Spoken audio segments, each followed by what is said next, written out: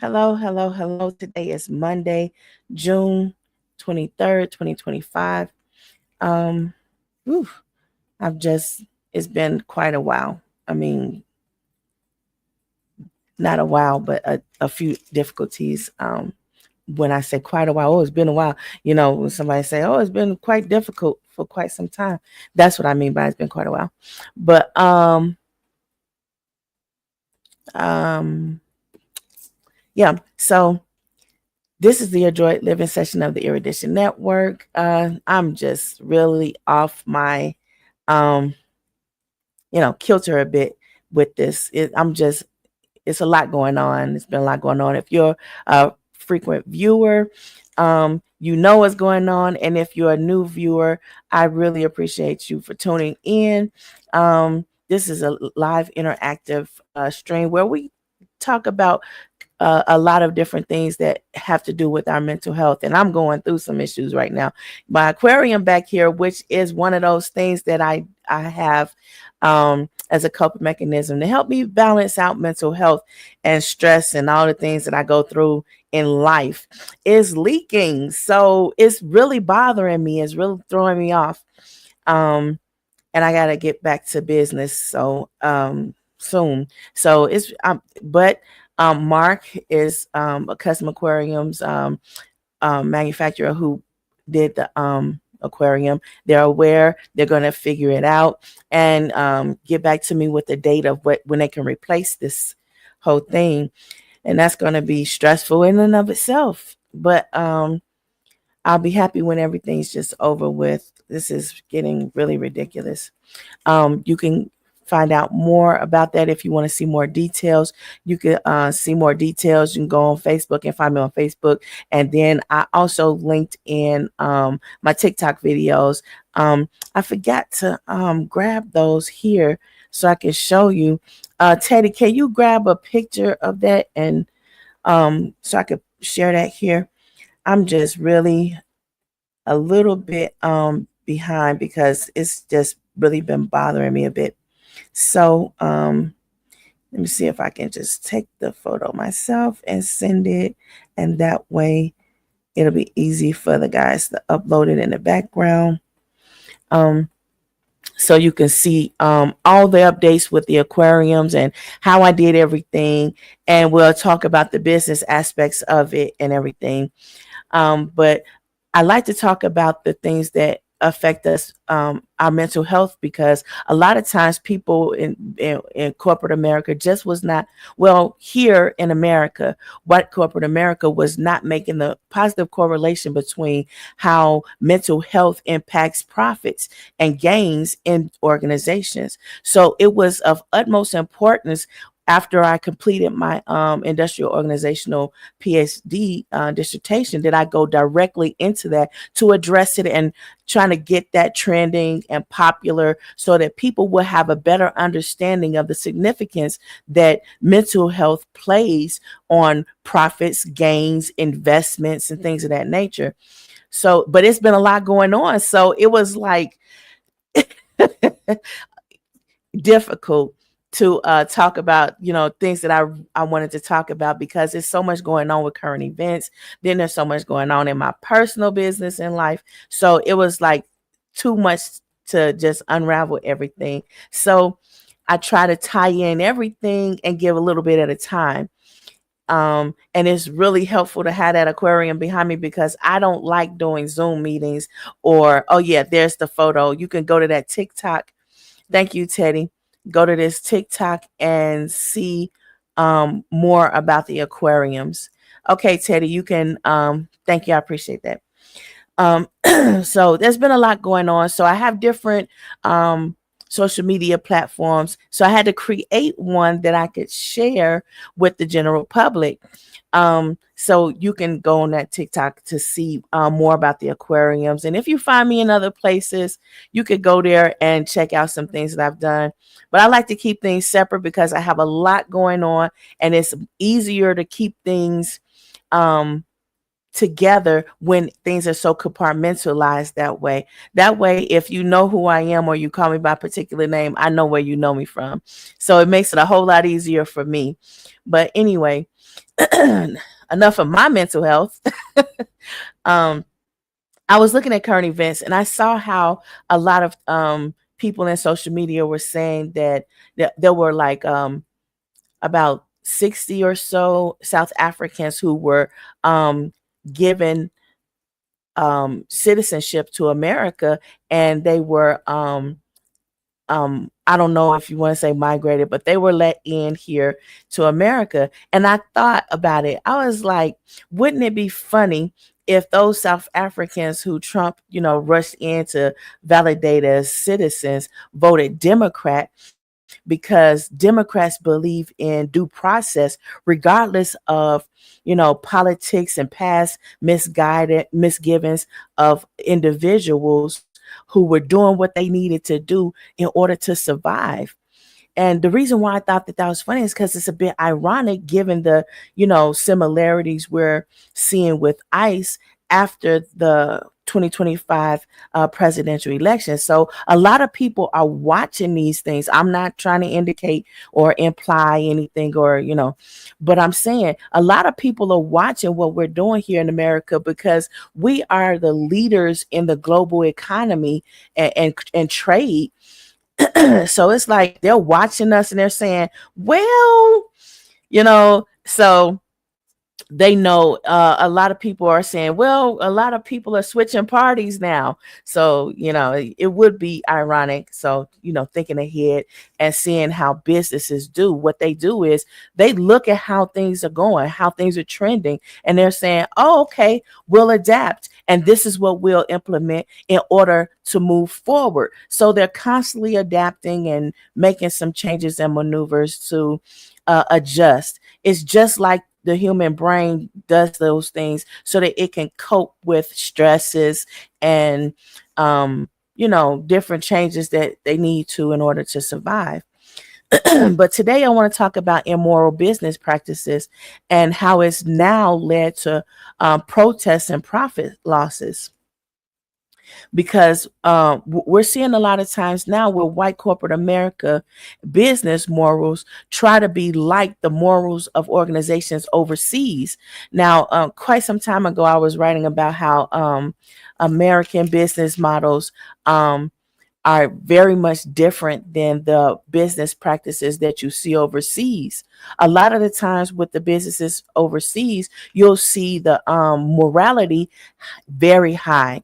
You'll see they give a great deal of concern about the mental health of their employees, their workers, especially the higher up they go up the chain of command and the upper echelon of the organizations. They are very concerned about the mental health and the particular nuances that American business practices just do not normally practice, because in over 20 years of me writing about these things in the business organizational field, I saw several studies that all American studies, which was like geared towards nullifying such nuances as being attributed to things like attrition practices in businesses, where you would have people quitting their jobs, and a lot of times the organizations didn't even know why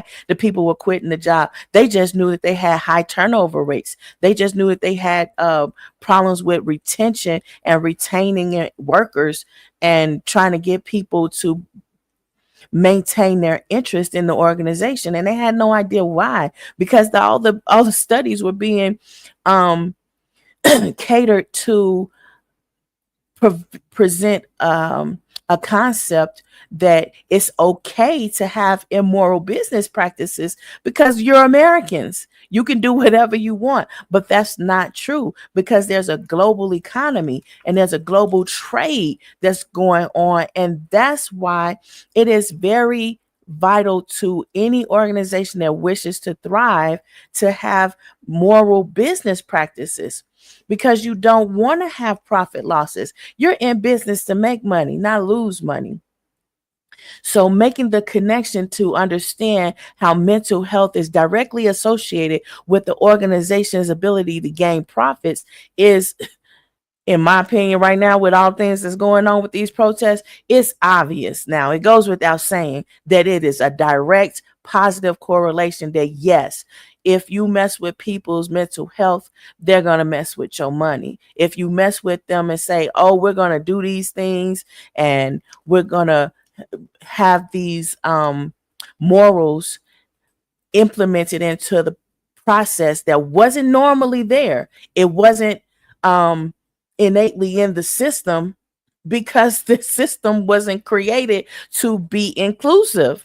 So, because it wasn't created to be inclusive, and now people realize how immoral that is, and they're starting now to see that's going to cost them more money than they would ever imagine. That'll cost them the price of doing business at all or being in business at all. So now they're like, well, let's keep making this point. Let's keep seeing where this rabbit goes. You know how Americans are. They like to follow that rabbit all the way down to Wonderland, and she'll make it out long before they do.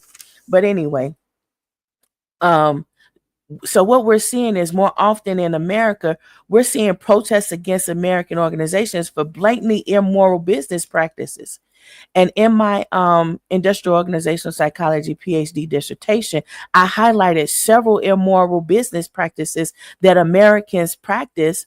And I use current and past studies to show and elaborate on how and why such immoral business practices exist and the financial detriment it posits for anyone who implements those practices. And what does that mean? That means that it is factual data that is showing everybody, not just academia, not just practitioners, not just psyop, it's showing everybody, entrepreneurs, it's showing everyone how this is impacting financial wealth and health in an organization, and the ability for a business or organization to thrive or even survive such things like these recessions that we seem to be threatening here in America, and the depression that we seem to be also threatening here in America.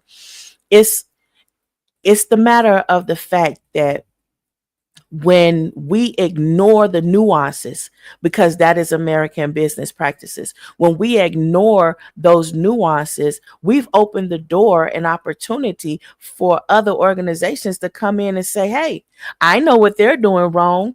We're going to take care of that. We're going to come and scoop your customers that no longer like your business practices due to your immoral business practices and um, business models.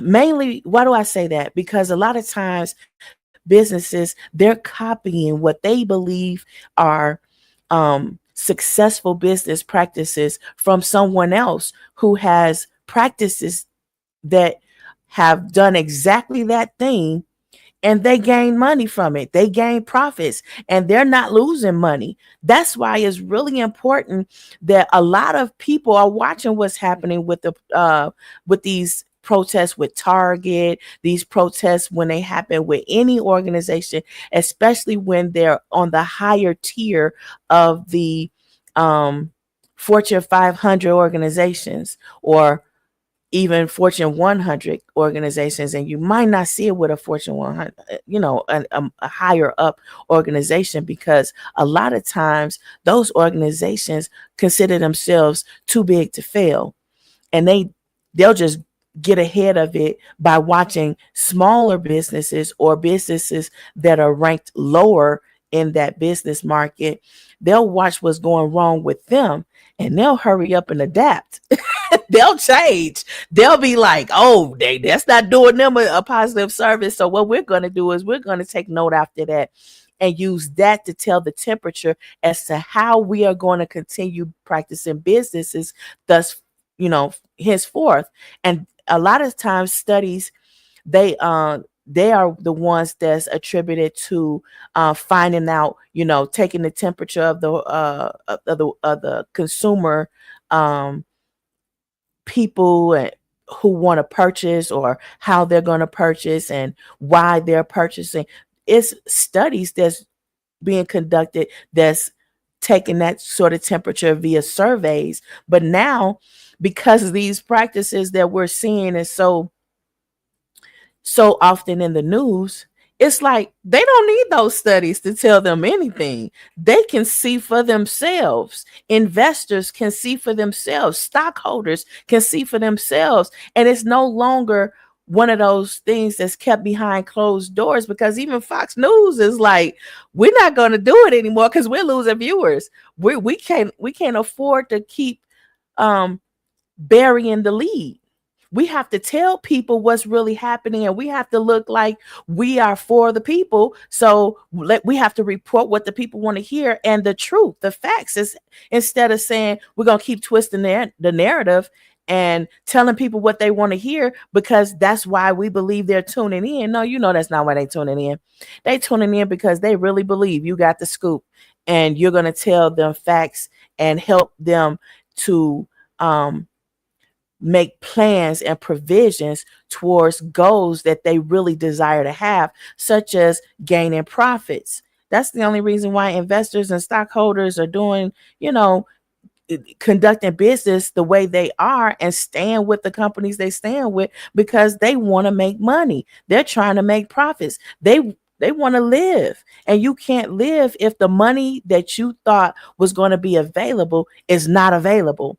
So that kind of security of knowing that something is going to be, and it later comes to prove that it is no longer the right information. Now they have to make these maneuvers, and they're using these protests, they're using these boycotts in order to say, hey, yeah, that's not going to work for us. So yeah, we're not going to follow them. And a lot of times what you see, okay, all the time what you see in business is mimetic isomorphism or absorptive capacity. These are models that are well known in the industrial organization that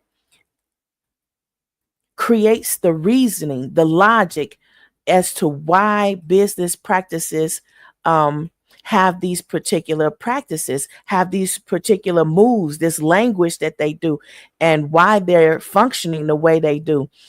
And because those practices oftentimes involve the same mistakes as other organizations, because those nuances were buried. They buried the leads. So no one is really aware the way they could be aware. And why is that? I'm going to get into that. And that's why it is that those examples posit that if you practice these things, you are definitely going to endure the same, if not worse, consequences. Posits means it's a fact, it's a proven fact. It's burned by the flames and proven by the fire, okay? That's what it means. But some people wonder, how does anyone know all of this? And why are you so knowledgeable? How you know this and somebody else don't? Well, some people pay attention and some people don't.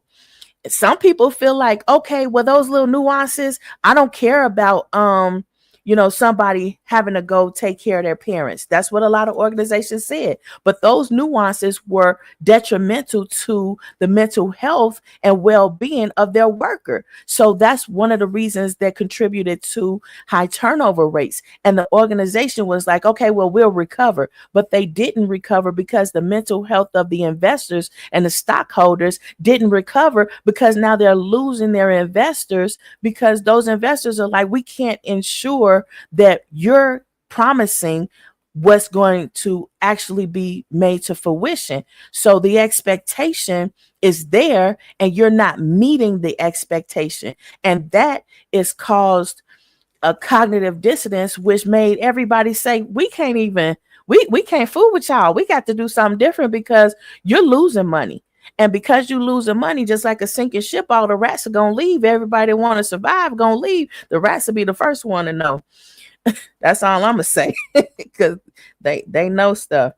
But boycotting due to lack of morality has also caused something else to happen, which we all are aware of, because there's nothing new under the sun. I don't care what these TV shows tell you. It's nothing new under the sun. And if you're paying attention, you know. And that's why a lot of people who pay attention know things that people who don't pay attention won't know, because a lot of the times you're conditioned to believe things because you're going along with Maslow's hierarchy of human needs. And then they're like, well, this is out of place. You're supposed to want to believe me so you'll fit in. But meanwhile, there's a cognitive dissonance there that's like, this ain't lining up. You telling me one thing and I expect that, but I'm not seeing that. So now you playing with my mental health. So I got to do something totally different if I want to stay sane. And that's what's happening with a lot of people. They're like, I can't live like this. So they're doing a lot of boycotts because it's on such a grander scheme now. And a lot of times when you have somebody in the business organization who is not necessarily qualified for the work that they have been hired to do, then you you take that same person and you put them in a higher position in a big organization, and now you can see their flaws more clearly, that they were not qualified to conduct business in the in the ex in the expected way. I'm telling you, I hate cameras, and my aquarium being down is really bothering me. So pardon me for stuttering, but I'm just saying so you understand what's going on. So it's always playing in the back of my mind. So, and then we got a glitch and stuff going on. I don't know. But anyway, we have a lot of things going on when people are trying to conduct business, like me trying to do this show, but mentally being distracted by a whole lot of things, a whole lot of nuances that have absolutely nothing to do with my performance, but it does. It directly has an impact on what's happening and how I'm performing and what I'm doing and how I continue to progress and perform. So it's not just the matter of this moment, but moving forward as well. And organizations, white corporate America just did not want to make that correlation because they believe that they can just do a workaround where they don't have to be concerned about those nuances. But we are seeing you got to be concerned about those nuances. Go back and binge watch all my previous episodes. I'm leading you there and I'm telling you about it. And go find my PhD dissertation, my industrial organizational psychology dissertation. It's out there for free. But anyway, by the fact that these boycotts are basically making it difficult for anyone to patronize a store or whomever it is that they're boycotting, because if someone's boycotting a store, that means people don't shop there. That means any products that that store provides, the consumer has to find somewhere else to go purchase those things from. So what does that mean? That means that the opportunities for buying directly from those who have moral standards, or just eliminating the middleman altogether, because those stores, a lot of people, when they said, well, people are boycotting Target, and they're boycotting Target because African Americans aren't being treated fairly. They're not being, it's an injustice occurring in the organization, and it's it's disproportionately impacting African Americans. So don't shop there. If you have any sense of morality, don't shop there, because it doesn't just affect the moment and the particular group that's targeted at that moment, but it affects everyone moving beyond that moment. So a lot of times we're seeing that people try to justify continuing to go against something that's triggering to their mental health. And they say things like, well, they're selling products from African American people. That doesn't matter, because if you purchase something directly from the vendor or the person who produced the products in order to make them available for sale, you're actually giving them more money by buying directly from them, by buying directly from whomever it is that creates or develops something. You're actually giving them money because now they don't have to pay Target. Now they don't have to pay a different distributor in order to distribute their products.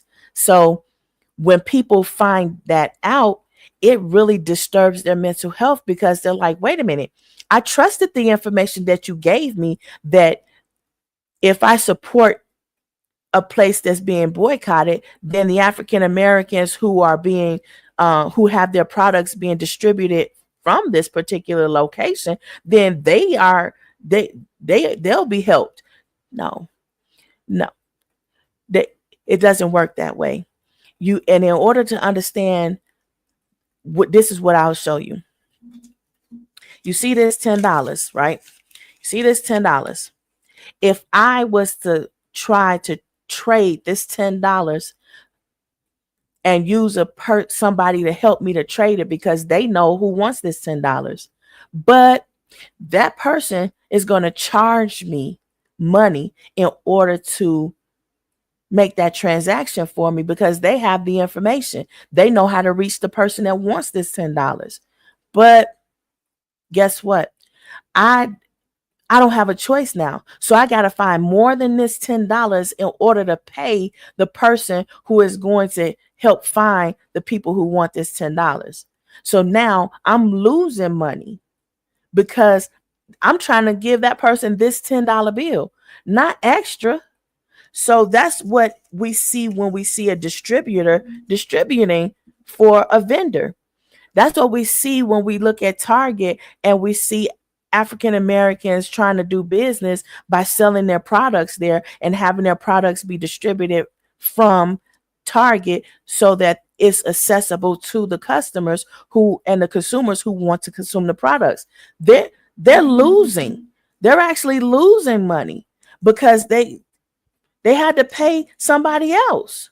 So if you buy directly from them, that's going to increase their mental health. That's going to increase your mental health because now you know how business works. Now you know for sure that that $10 that you had is valued at $10, not less than $10 because you had to pay a middleman. You understand? So when you lose that middleman, you gain. You don't lose finances. You gain financially. So if you buy direct from vendors or people who manufacture things, then that person is gaining more money than they would having to pay a third party. And that's actually something that a lot of people like white corporate America do not want you to know that, because when you know that and you know you have accessibility to continue to make that option or choose that option, then big businesses, they lose their power.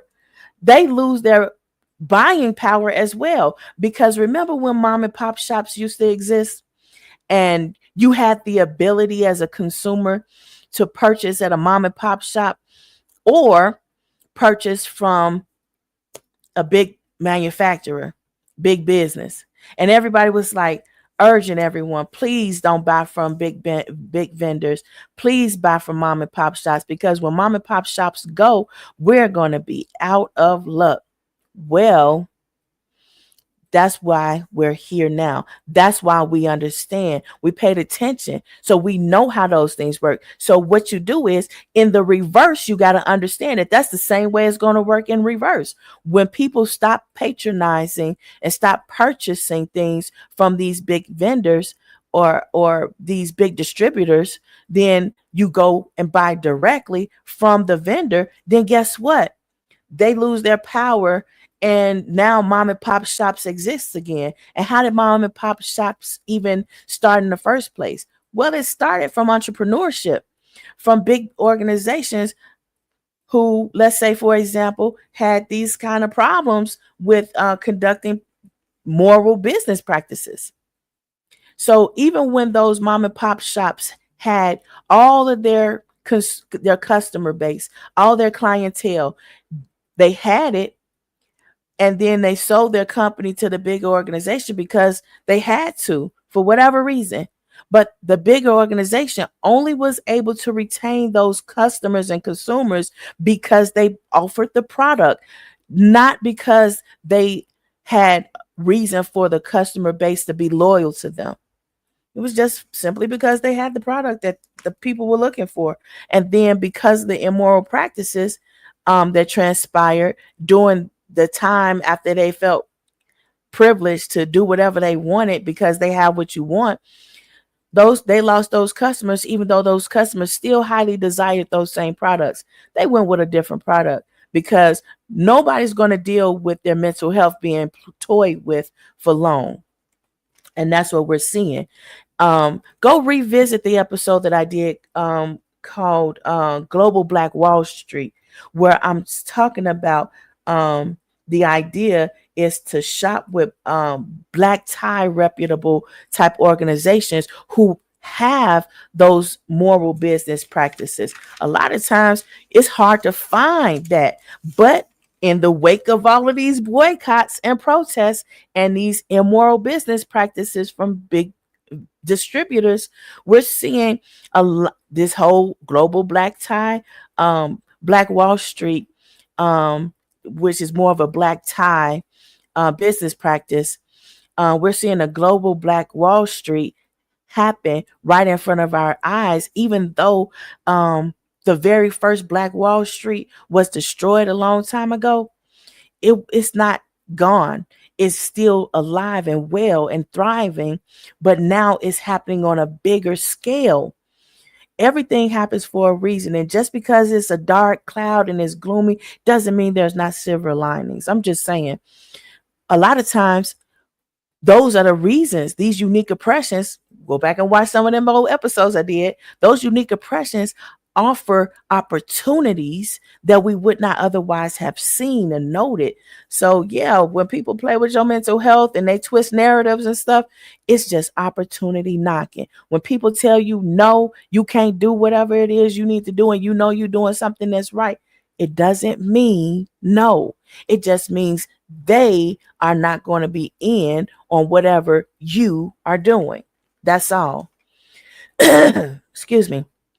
So a lot of times people are twisting the narrative. Stop twisting the narrative about quote unquote woke to be whatever you want it to be, because it is what it is. Now, I don't know. Pardon me. But anyway, black people are so tired of white corporate America telling all America what cool phrases and words, etc., mean by what we're saying in the black community, and they don't even belong in the black community, but they're telling them as if black people who are attracting all the trends and all the attention like moths to flames, and people are like, man, that's cool, I want to do that too. They're thinking that if they twist the narrative, it only that black people, one, won't know what they're doing because they're seeing that the narrative being twist, but because black people, they think that black people don't understand what they're saying. And it's like, yeah, they understand their lived experience. They understand that, yes, this everything that they do and say is so trendy and everybody finds it as the new black. I'm just saying, the new orange is, yeah, the new black, and everybody follows it. So what white corporate America does is they twist it for their own gain, for their sole gain.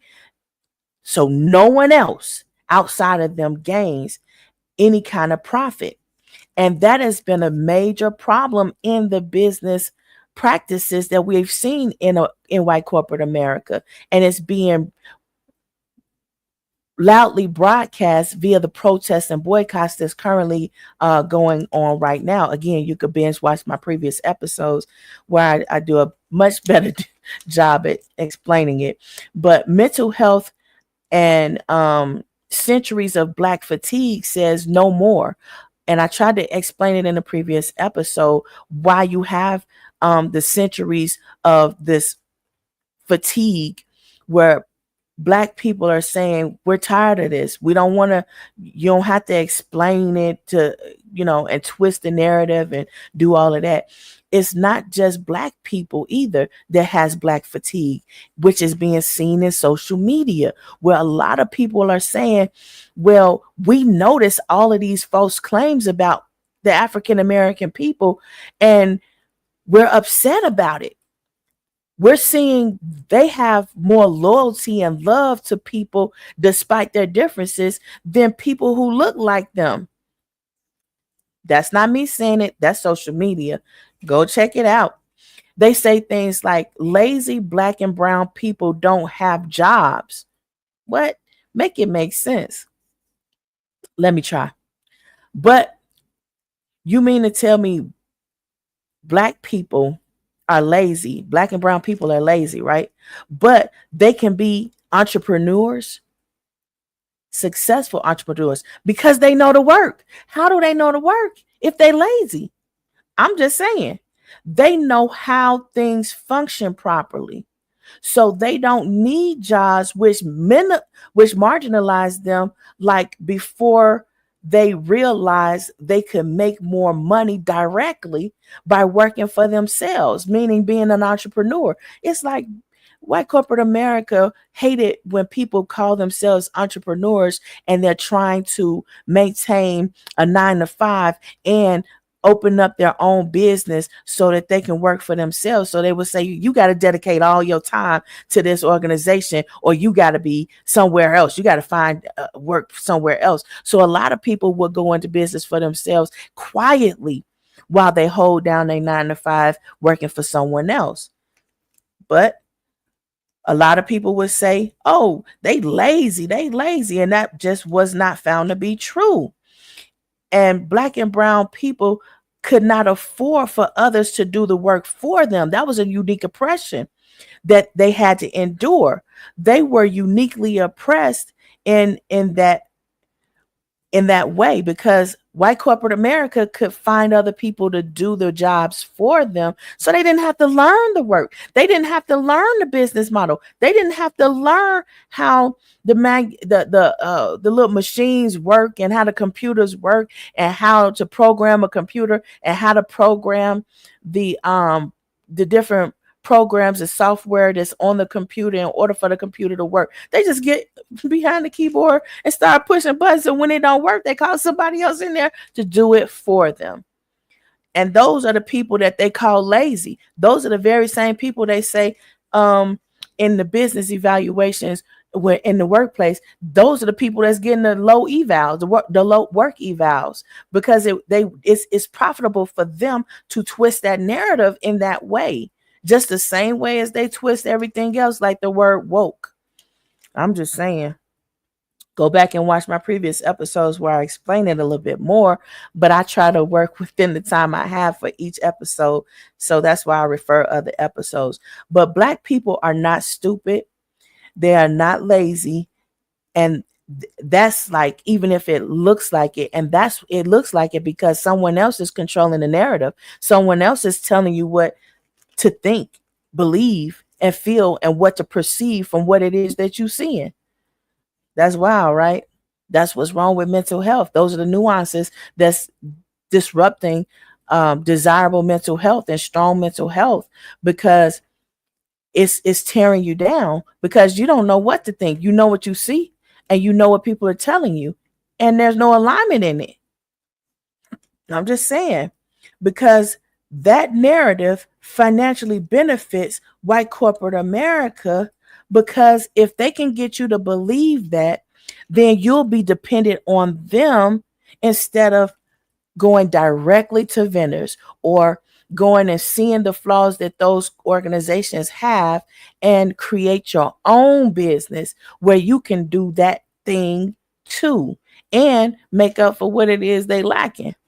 I'm just saying, I don't have anything to prove to anyone. That's the mentality of the Black people. I don't have nothing to prove to nobody. I don't have to, and a lot of times when these people who are tired of working for someone else and they say, well, I'm going to work in the business for myself. And if you're going to fire me because that's what I'm doing, and I'm trying to hold this job down at the same time, then I'm just well gonna quit. No, matter of fact, go ahead and fire me so I can collect you know, collect that check while I sit here and continue to build up my own business. I'm just saying, when you smart about it, you can collect that check, let them fire you, and continue to go into your business for yourself anyway. But that's what also led to the fool around and find out era, and that's the general Black inclusion of all of those things.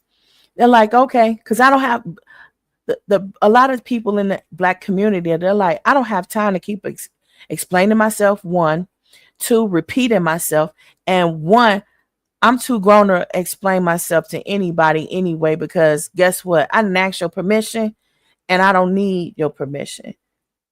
And that's where you get the fool around and find out, because a lot of people are looking for Black and brown people to not have financial means to sustain living. And they're looking like, well, why do you? Because now it's not just happening to Black and brown people, it's happening to white people too. And they're like, well, how are you surviving? Well, we're not listening to people twist the narrative. For example, with authors.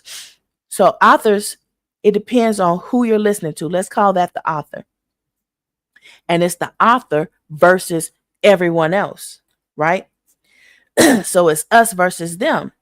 And the author gets to twist the narrative because they've created a monopoly on who's publishing the works that you're going to hear, whether it's mainstream media or commercial media or whatever you want to call it, and social media or underground media. Remember them days when they had underground media circulating that really stem from word of mouth? Well, now we have social media. And it's all the above, okay? But these authors and publishing companies, they've created such a monopoly where a lot of people don't get to tell, a lot of authors do not get to tell they don't get to present the facts. They only get to present what white corporate America want the narrative to be in that moment. And of course, they always want the narrative to be twisted. So it's really awkward seeing Fox News fight Fox News over what they're going to say. Because now it's like, oh, everybody wants to share the facts now. Okay, what do I mean by authors? For example, you have I have a book like this. This was written a long time ago, and it was revised many times, and it's been cited by various studies and sources that implement the changes that we see. And it is also attributed to some advancements that we've seen in the global trade and business practices, both international and national. And then there's authors like this guy here, Dr. John Questwell. He wrote this book, right? Now, it's not necessarily important about the book that he wrote, but that's the 4th edition because he writes really good books. And again, it's quoted and cited by so many people, and it's led to so many advancements in the industrial workforce and in business practices, period, that he's a renowned author. But because the monopoly that's been taking place with white corporate America wanting to twist the narrative, a lot of people like Dr. Creswell, they don't play ball. They don't play ball. What they do is they put people like these on game so that they can go out here and write books where people are going to be able to find them. And this book right here was also one of the things I attribute to being able to write my industrial organizational psychology PhD that's now globally trending, because I found that author through Dr. Creswell's book, who he puts a lot of various authors onto the public so that more people would know how to find factual information that's going to lead to desirable global advancements that people are expecting and looking forward to. But when people have a monopoly on the authors who um, are accessible to the public, just like any other distributor, they covet the vendor because they're like, well, you don't play ball.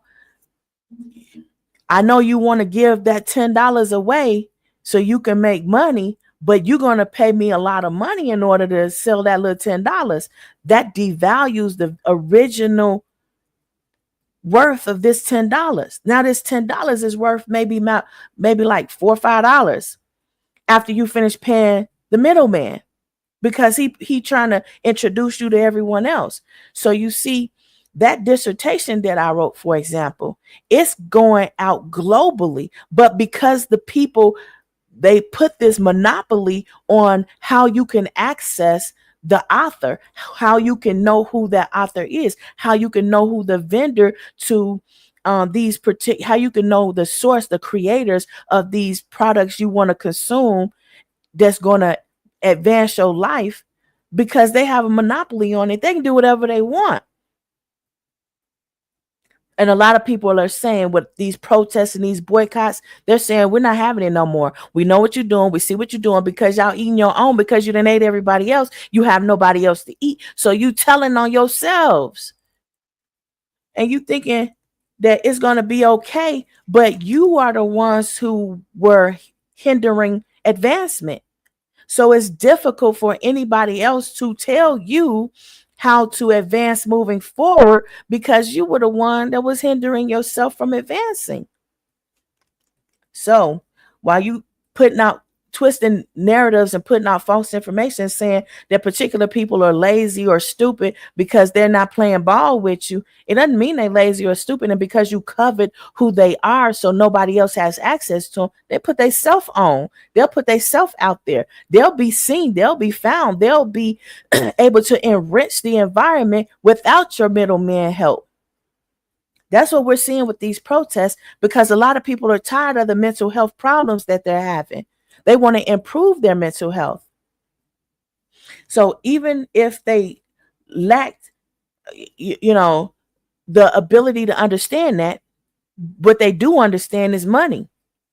They understand money. So when they seeing that their big distributing companies aren't making the profits and gains that they were anticipating, and they're taking price cuts on things, and they can't live the lifestyle that they thought they and expected that they would, they start to value money differently. Because at first they thought that because this is an all white corporate America $10, they're going to value it higher, even if they're only getting really a realistic $4 to $5 out of that. In true value, they're gonna value it higher because it's all white America and it has nothing to do with anyone else. And that was the old mentality. It is not that $10 is actually worth anything more. It's actually worth less. I just tried to show you how. But they'll twist the narrative and say, well, you could be more proud about it, because even though you didn't get but $4 or $5 out of that whole 10, whereas you would have got the whole 10 if you'd have went directly to the people who wanted. Don't worry about that, because you're proud to be, amongst just this small collective. No one cares. No one cares to be a part of that small collective. That was an old mentality. And we all know why that's an old mentality, because that mentality didn't lead to anything desirable. It led to companies and organizations going out of business. It led to people who were too big to fail organizations failing. So we know the outcome of that sort of business practice, that business model. So copying those things, and I try not to say copying, but implementing mimetic isomorphism and absorptive capacity business practices in order to mimic those things that you thought were going to get you where you wanted to be, that's an old mentality. And it's not going anywhere that anyone wants to be. What it is doing is failing on a large scale. And I said as much a long time ago, and I've been repeating that in different ways so many times. And someone asked me, one of the PhDs in the when I was writing the PhD, they were like, "Do you don't have any idea what you said?" Yeah, I do. Yes, I do. But I thought that I was expressing it in a safe environment where we could work it out. We can figure it out, and we could share and brainstorm and fix it. But a lot of people are not interested in the fixes. They're not interested in the fixes until you make them interested in the resolution to actually resolve it, not patch it. And how are you doing that? Through your protests of immoral business practices, which have led to the protests and the profit loss. The immoral business practices were, unfortunately, one of the parts of mimicking business practices that people thought were successful. I mean, they didn't know because they weren't qualified to do the job. They weren't qualified to do the job because they twisted the narrative and said, well, black people ain't qualified for this. You can't put a black person in charge because let's do the example of the NFL because it's coming up again. They said you can't put a black NFL quarterback. What that all of that don't even go together. Black people can't lead a whole NFL football team. This is the real deal. This ain't high school. This ain't some kickball on the side. Where this people betting on this. People depending on this. People call this entertainment. This is a whole big global thing. We can't put no black person. They don't know what they doing. They not qualified. They changed the game when they got into leadership positions. I'm just saying. African Americans changed the game when they got into positions of power because, one, they learned how to get there. How did they learn? By unique oppressions, twisted narratives that led to the unique oppressions being perpetuated or even created, actually. But nevertheless, we won't get into the details. I mean, we can get into the details, but you can find those details right here in this book, Generational Wealth, Information Asymmetry, and Your Success. Please go to lulu.com and buy direct from lulu.com. Why did I ask you to buy direct? Because when you go to places like Amazon, they can stop distributing it at any time and say it's not currently available, or somebody else can sell it for way more than what lulu.com is selling it for. And I wouldn't want you to pay a dime extra than what lulu.com is charging for it. And I'm not getting any extra money for you paying extra for it.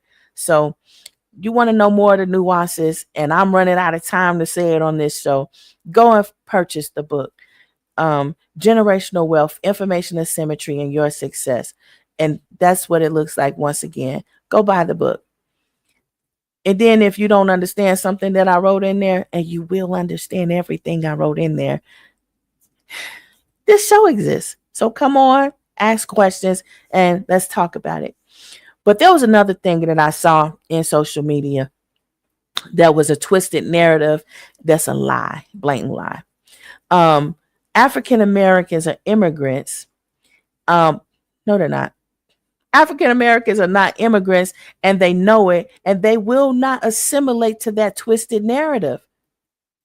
Those who have assimilated in twisted narratives were so that they can gain and belong to the people who wanted them to twist that narrative.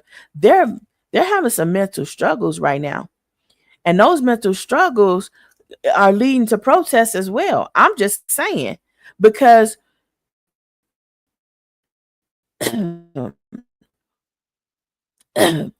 those who have assimilated to narratives where they choose to lose their identity in order to unite, they're battling mental health issues in this current political administration because they lost their identity in order to assimilate.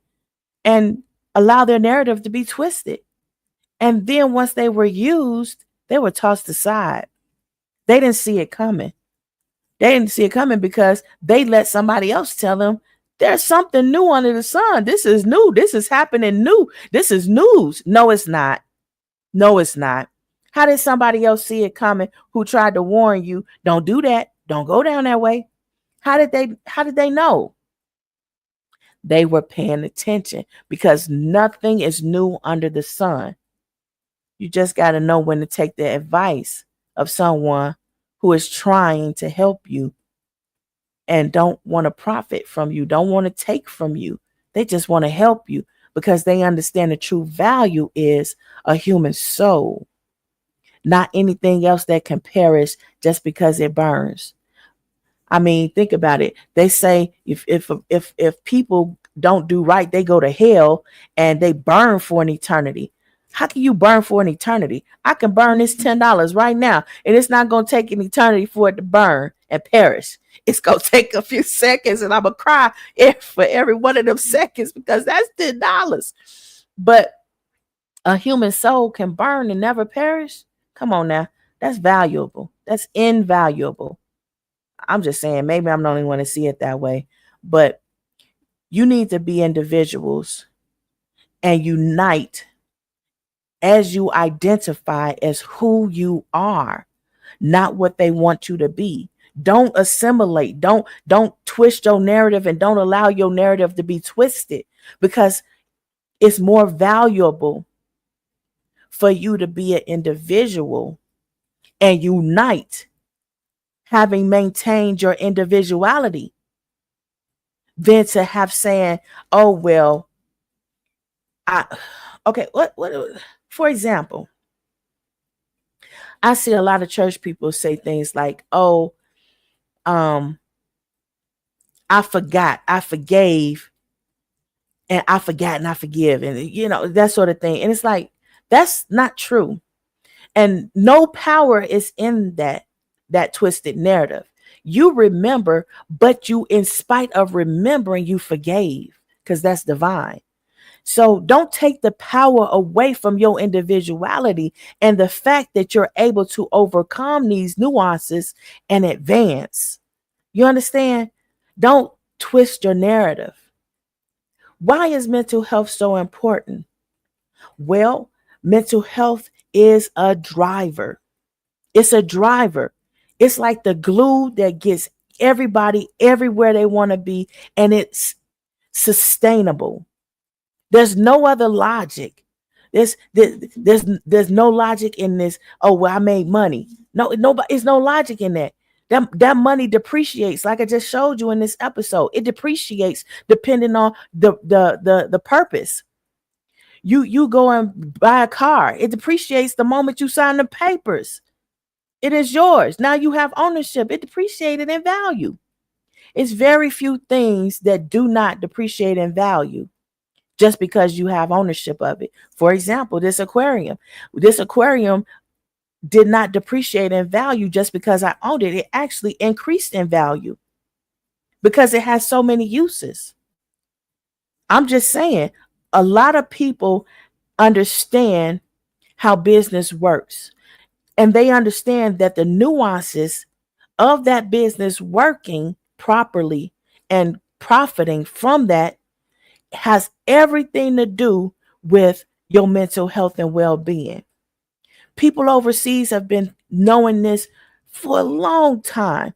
They are more developed than America because they've been around for far longer than America.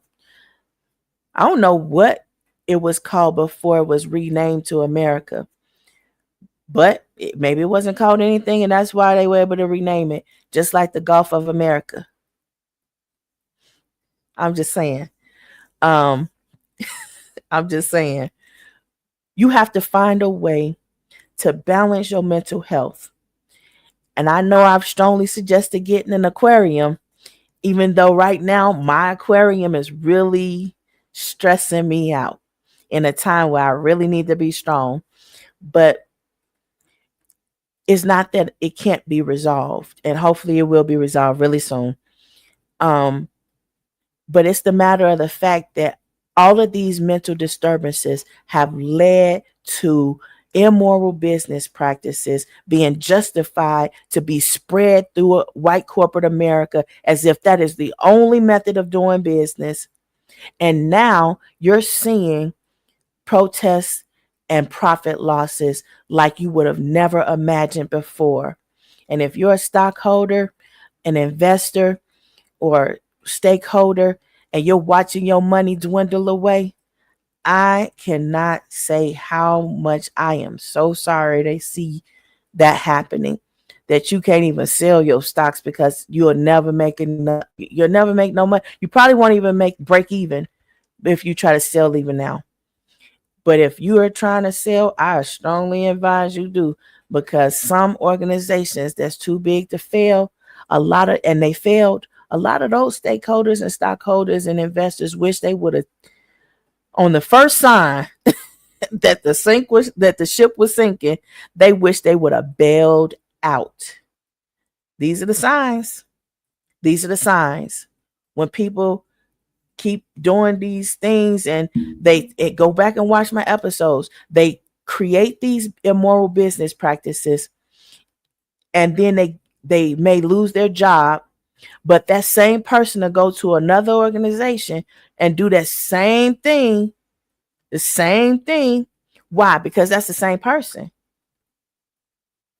And they think they got it. They think they know. They think they can get away with it. They think there's going to be a loophole. You can change the law as many times as you want to make everything seem wrong but you. The problem with that is mental health has said no. Centuries of people just taking it up the we're in the era of fool around and find out. That is the conclusion. That is the end. That is we're not taking it anymore. We're not going back. That was what was said before the 2025 presidential election took place. A lot of people agree with that. And regardless of what the narrative was twisted to be, that is an ongoing understanding. We're not going back. People want to improve their mental health and advance from that. And because of that, we're in the FAFO era, and we're not going back to what it used to be. We're going to advance. So that's been my time for today. Remember, mental health is physical wealth. See you next episode.